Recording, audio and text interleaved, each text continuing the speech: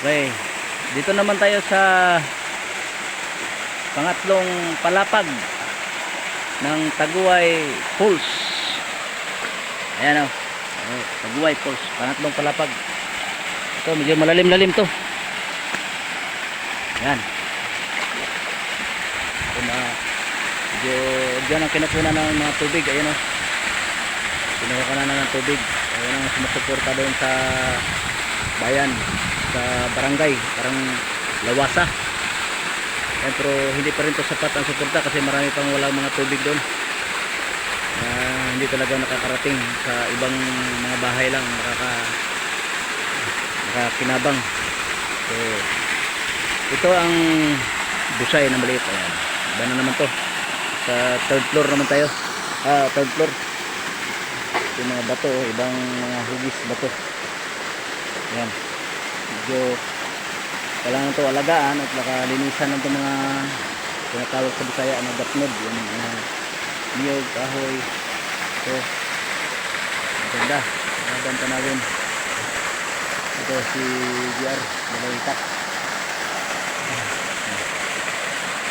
Malinis ito, maganda lang ito, magandang tanawin ito sa Davao de Oro. Ito mga kayamanan, matanggal lang ito mga buhangin-buhangin. Ito mga buhangin, mapaganda lang to.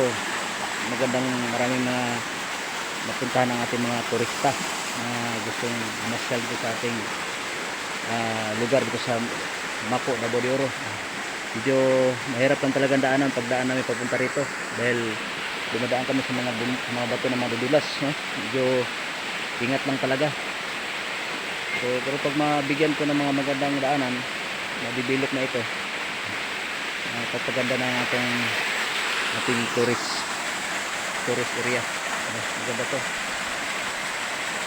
Maganda liguan dito.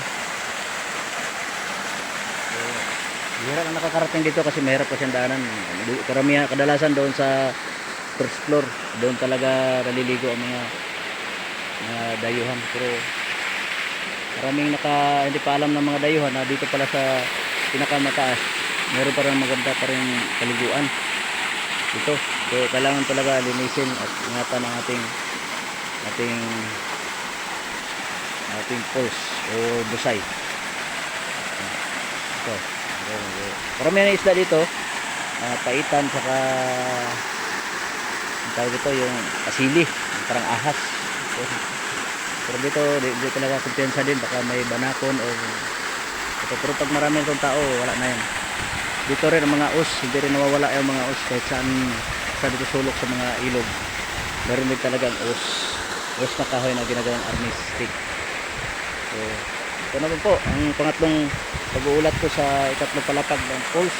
Ako po si Santo Pasindo ang nag-uulat.